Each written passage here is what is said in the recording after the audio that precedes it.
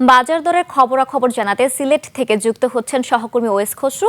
খসরু, কনকনে এই শীতের সকালে বাজারে দরদাম ও ক্রেতা সমাগম কেমন দেখছেন?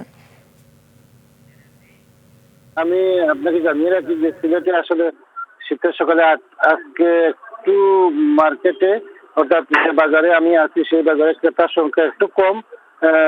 সকাল থেকে কুয়াশা ছিল, এই কারণে ক্রেতারা একটু দেরিতে বাজারে আসছেন এবং সকাল 10টায় আসলে বাজারটি জমজমাট হয়ে যাবে। বুঝলা, সিলেটে এই মুহূর্তে আসলে সিলেটের যে সবজি বাজার আছে সেটি খুবই সহনীয় পর্যায়ে আছে।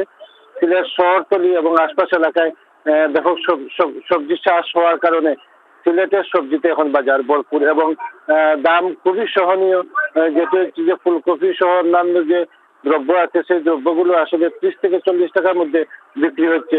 পাশাপাশি আমাদের মাছ, যেটি দেশীয় মাছের সংখ্যা এখন আসলে খুব বেশি বাজারে, এবং দেশীয় মাছ থাকার কারণে কিন্তু দামটা সহনীয় পর্যায়ে। যেগুলো আমদানি করা মাছ সেগুলো আসলে রুই কাতলা সহ অন্যান্য যে মাছগুলো আছে সেগুলো 250 থেকে 300 টাকার মধ্যে বিক্রি হচ্ছে কেজি প্রতি। এবং যদি আমরা পেঁয়াজ সহ অন্যান্য দ্রব্যের বিষয়টা জানি যে পেঁয়াজ, এলসি পেঁয়াজটা আমাদের 65 থেকে 70 টাকা দরে বিক্রি হচ্ছে এবং দেশি পেঁয়াজের দাম একটু বেশি, 90 থেকে 95 টাকা দরে বিক্রি হচ্ছে।